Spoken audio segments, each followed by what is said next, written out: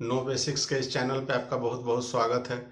मुगल साम्राज्य से जुड़ा हुआ ये हमारा दूसरा वीडियो है और इसके अंतर्गत हम हुमायूं के बारे में डिस्कशन करेंगे।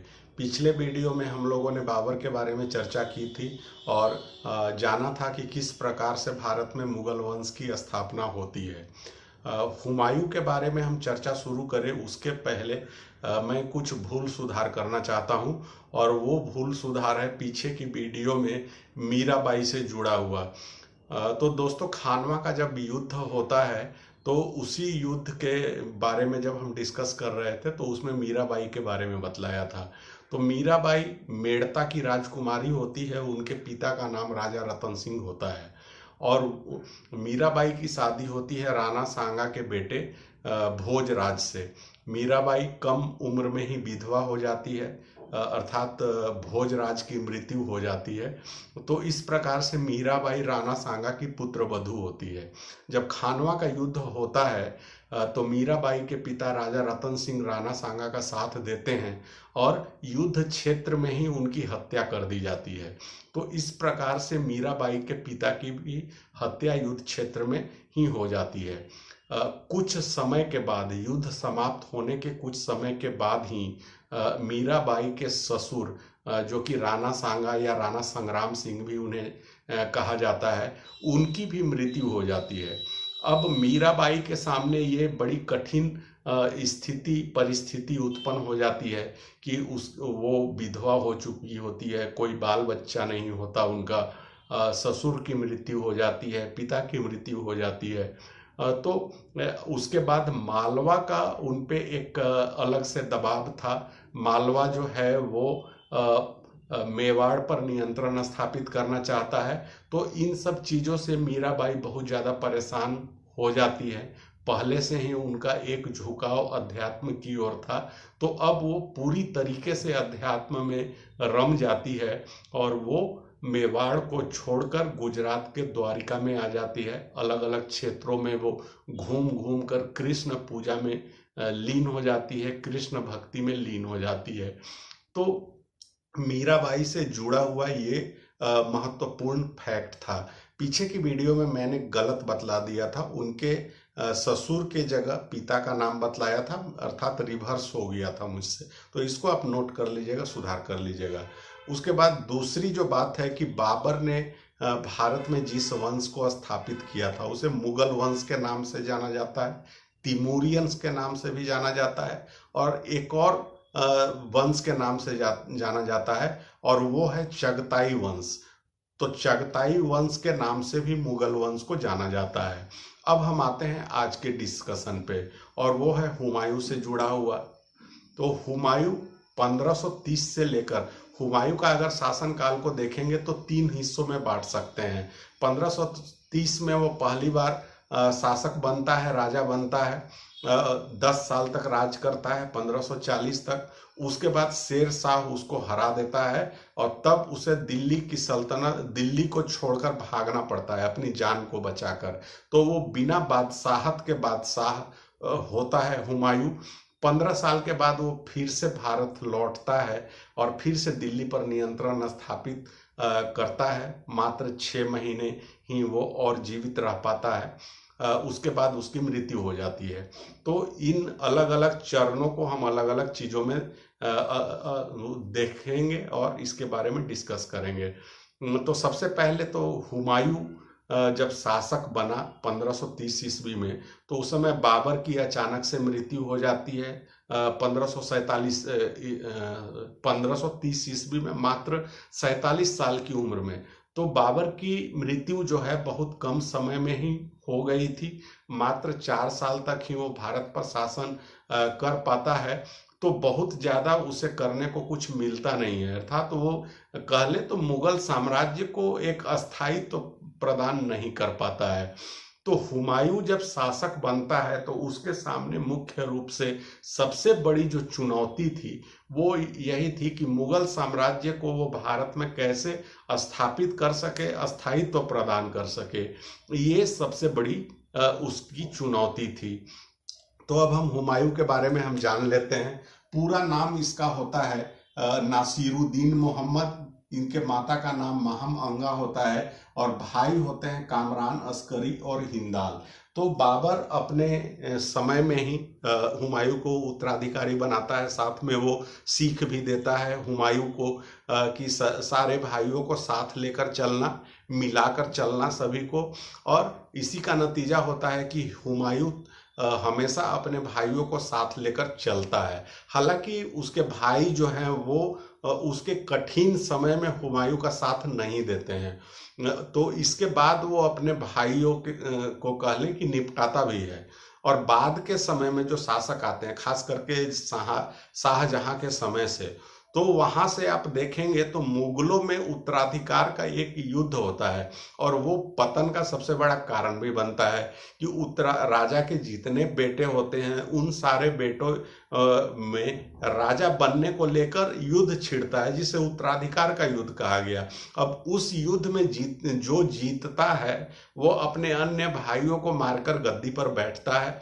तो ये उत्तराधिकार का जो युद्ध होता है, इस वजह से मुगल शासन में एक गुटबंदी की परंपरा शुरू हो जाती है और वो पतन का बहुत बड़ा कारण बनता है। हुमायूं एकमात्र ऐसा शासक होता है जो अपने भाइयों को साथ लेकर चलता है और सभी को राज्य में कुछ न कुछ हिस्सा देता है। तो वो हिस्सा क्या है? तो कामरान को कौन सा क्षेत्र देता है? तो काबुल और कंधार का, अस्करी को संभल का और हिंदाल को अलवर का। चचेरा भाई भी होता है सुलेमान मिर्जा, उसको भी बदख्शां का क्षेत्र देता है। मुख्य चुनौती क्या थी? तो अफगानों से थी, जिसमें शेर शाह सूरी सबसे प्रमुख होता है और गुजरात का शासक बहादुर शाह होता है। अफगानों से चुनौती क्यों थी? तो लोदी वंश को अपदस्थ करके ही मुगल शासन की स्थापना हुई थी, भारत में मुगल वंश की स्थापना हुई थी। तो जाहिर सी बात है कि जो बचे हुए जो भी अफगानी लोग होंगे वो मुगलों के साथ उनका एक वैमनस्य का भाव रहेगा। वो मुगलों को अस्थायी होने नहीं देंगे, वो चाहेंगे कि वो फिर से राजा बन जाए। तो यही स्थिति और यही चुनौती सबसे बड़ी थी हुमायूं के सामने। तो यही कारण था कि इसके सामने मुख्य रूप से दो चुनौतियां थी, अफगानों से और बहादुर शाह। बहादुर शाह कौन था? तो ये गुजरात का शासक था, जिसके बारे में हम लोग ऑलरेडी डिस्कस कर चुके हैं। तो इससे चुनौती मिलती है। अब हम अभियानों को देखते हैं, हुमायूं के अभियान को। तो सबसे पहले 1530 ईस्वी में कालिंजर का अभियान चलाता है। यहाँ का शासक प्रताप रुद्रदेव होते हैं, उनको हराकर कालिंजर के किले को जीत लेता है। तो दोस्तों, जब हम लोग मालवा की चर्चा कर रहे थे तो उसमें बतलाया था कि कालिंजर के किले को एक सैन्य किले के रूप में विकसित किया जाता है। यही कारण होता है कि कालिंजर के किले पर अधिकार हर एक शासक करना चाहता है, चाहे वो बाद के समय में आने वाले मुगल शासक हों, मराठे हों या राजपूत शासक हों, मालवा के शासक हो, हर कोई कालिंजर के किले पर नियंत्रण स्थापित करना चाहता है। तो हुमायूं भी ऐसा ही करता है। प्रताप रुद्रदेव वहाँ के राजा होते हैं, उन्हें हराकर वहां के किले पर नियंत्रण स्थापित करता है। 1531 में दौराह का युद्ध होता है, जौनपुर पर अधिकार कर लेता है और यहाँ का शासक होता है महमूद लोदी, ये भी एक अफगानी होता है। फिर 1532 में चुनार का घेरा डाला जाता है। चुनार क्षेत्र को पूर्व का प्रवेश द्वार कहा जाता है। पूर्व मतलब बंगाल और बिहार पर अगर नियंत्रण स्थापित करना है तो चुनार, जो कि आगरा के आसपास वाला क्षेत्र है, उस पे नियंत्रण स्थापित करना होगा। तो इसीलिए इसे पूर्व का द्वार कहा गया। और यहाँ पर जो नियंत्रण था वो शेर खां या शेर शाह का था चुनार के किले पर। तो चुनार के किले पर नियंत्रण स्थापित करने के लिए हुमायूं क्या करता है कि चुनार के किले की घेरेबंदी करता है। 4 महीने तक घेराबंदी करके रखता है और अंततः शेर शाह और हुमायूं के बीच में एक समझौता होता है। उस समझौते के अनुसार शेर शाह मुगलों की अधीनता स्वीकार कर लेता है और वो एक राजस्व का हिस्सा मुगलों को देने के लिए तैयार हो जाता है। बदले में चुनार का किला शेर शाह को ही सौंप दिया जाता है कि उस पर शेर शाह का ही अधिकार रहेगा। इन सब संधि की शर्तों को पर विश्वास दिलवाने के लिए शेर शाह सूरी अपने बेटे कुतुब शाह को मुगलों की सेवा में भेज देता है, मुगलों के दरबार में भेज देता है, या कह ले हुमायूं के दरबार में भेजता है। तो ये चुनार से जुड़ा हुआ मामला था। 1533 ईस्वी में गुजरात बहादुर शाह का से चुनौती जो मिल रही थी वो था। तो बहादुर शाह जो है वो मुगलों को डायरेक्ट चुनौती नहीं देता है, बल्कि स्थिति यहाँ पे कुछ और होती है। मेवाड़ के शासक होते हैं राणा सांगा। खानवा के युद्ध के बाद उनकी मृत्यु हो जाती है। उसके बाद उनकी पत्नी कर्णवती मेवाड़ का शासन संभाल रही होती है, क्योंकि कर्णवती का, या कह लें कि राणा सांगा का एक नाबालिग बेटा होता है विक्रमादित्य। तो विक्रमादित्य को राजा बनाकर रानी कर्णवती संरक्षिका के रूप में मेवाड़ पर शासन कर रही होती है। अब एक महिला जब शासन करती है तो आसपास के जितने भी शासक होते हैं उन्हें लगता है कि ये कमजोर यहाँ पे शासन चल रहा है, तो इस पर अधिकार किया जा सकता है। तो बहादुर शाह भी ऐसा ही सोचता है और वो मेवाड़ को जीतना चाहता है, बल्कि कह ले तो समझौते के लिए विवश करता है वो। ऐसी स्थिति में रानी कर्णवती हुमायूं को पत्र के साथ राखी भेजती है और सहायता मांगती है बहादुर शाह के विरुद्ध। हुमायूं भी दयालु किस्म का व्यक्ति था, एक नरम दिल इंसान था। वो कर्णवती की मदद के लिए आता भी है।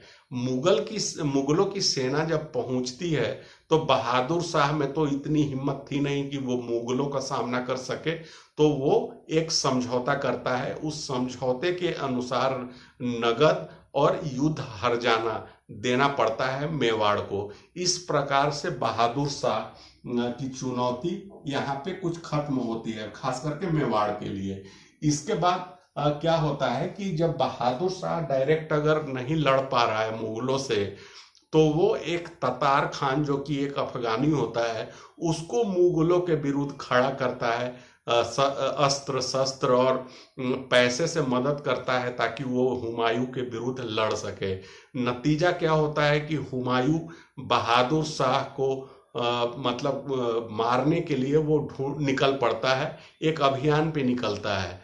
जब बहादुर शाह को ये बात पता चलती है तो वो डर के भाग जाता है और भागकर वो मांडू चला जाता है। और बाद के वर्षों में क्या होता है, तो 1534-35 की बात है, पुर्तगालियों के साथ उसका मुकाबला होता है और समुद्री जहाज में लड़ाई होती है पुर्तगालियों के साथ में।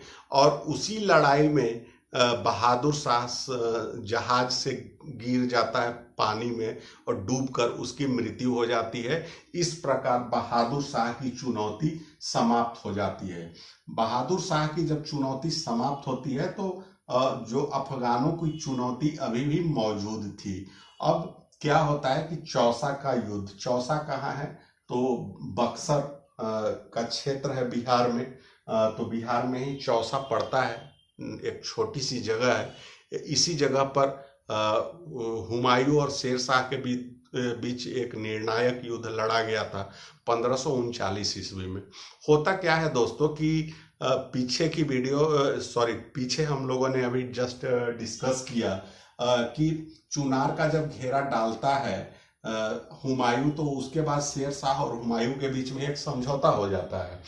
लेकिन शेर शाह जो है वो समझौते की शर्तों को नहीं मानता है, बल्कि वो अंदर ही अंदर मुगलों के विरुद्ध एक कह ले कि चोरी छुप के एक दगाबाजी करता है मुगलों के साथ में, हुमायूं के साथ में, और वो बिहार और बंगाल पे नियंत्रण स्थापित कर लेता है।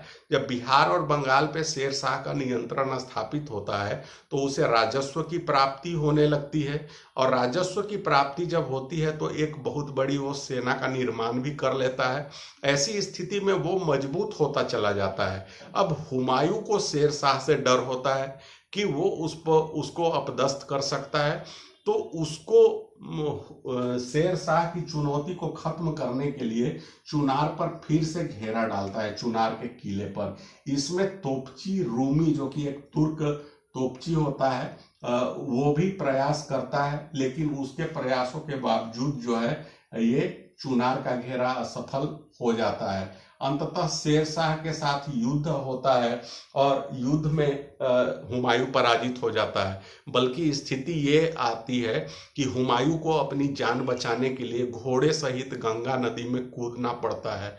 और जब वो गंगा नदी में कूदता है तो उसकी मदद एक भिश्ती या एक मलाह कह लें या एक नाविक कह लें, वो उसकी मदद करता है जान बचाने में, और उस भिश्ती का नाम होता है निजाम। तो निजाम हुमायूं को बचाता है, उसकी जान की रक्षा करता है। यही कारण होता है कि बाद के समय में जब हुमायूं फिर से बादशाह बनता है तो वो निजाम को एक दिन के लिए भारत का सुल्तान बनाता है, भारत का राजा बनाता है, एक दिन का शासक बनाता है। कहीं कहीं किताबों में आधे दिन का राजा भी लिखा हुआ है। और वो एक दिन या आधे दिन में निजाम जो है सो क्या निर्णय लेता है, तो वो निर्णय लेता है चमड़े का सिक्का चलाने के लिए। तो ये भी काफी महत्वपूर्ण है। तो नायक फिल्म में जो अनिल कपूर एक दिन का मुख्यमंत्री बनाया जाता है, तो शायद उस फिल्म को बनाने की प्रेरणा हुमायूं के इसी स्टोरी से मिली होगी, हुमायूं और निजाम खान के इस कहानी से मिली होगी।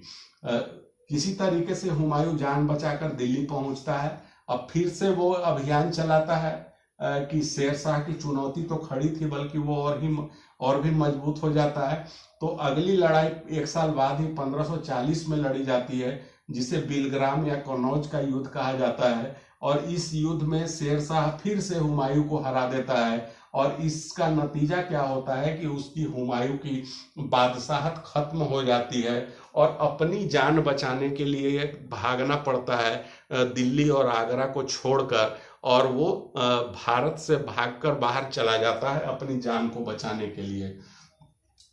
इन स्थितियों में वो अपने भाइयों की मदद चाहता है, लेकिन उसके जो भी भाई होते हैं इन कठिन स्थितियों में उसकी मदद नहीं करते हैं। इससे हुमायूं को गहरा आघात लगता है। अंततः हिंदाल के एक आध्यात्मिक गुरु होते हैं पीर अली, वो उनकी मदद करता है। बदले में हुमायूं जो पीर अली की बेटी होती है हमीदा बेगम, उससे शादी करता है, और इसी हमीदा बेगम से अकबर का जन्म होता है।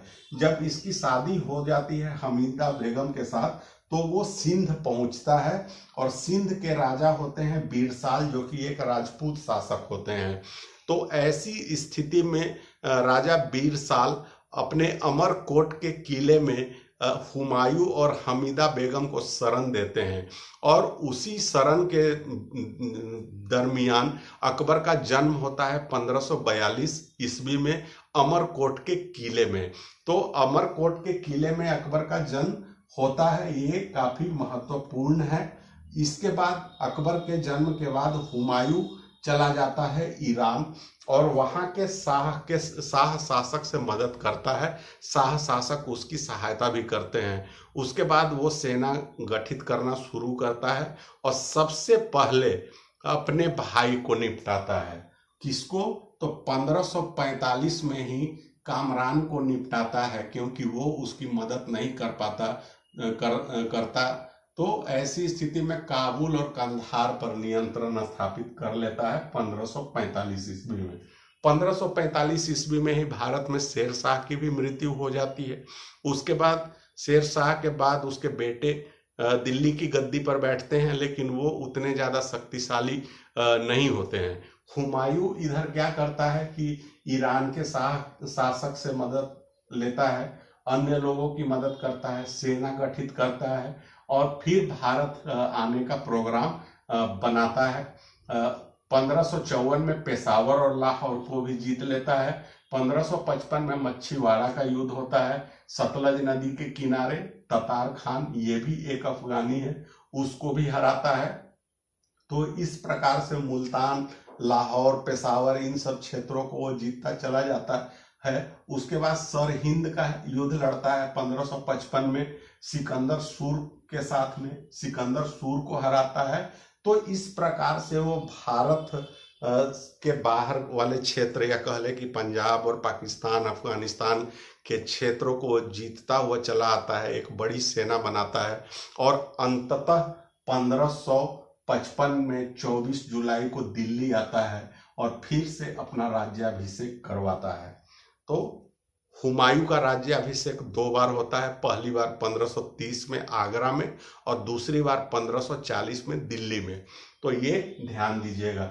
लेकिन दुर्भाग्यवश ज्यादा दिन तक वो शासन नहीं कर पाता है। 14 जनवरी 1556 को वो दीन पनाह के पुस्तकालय की सीढ़ियों से गिरता है और 2 दिन बाद 26 जनवरी 1556 को उसकी मृत्यु हो जाती है।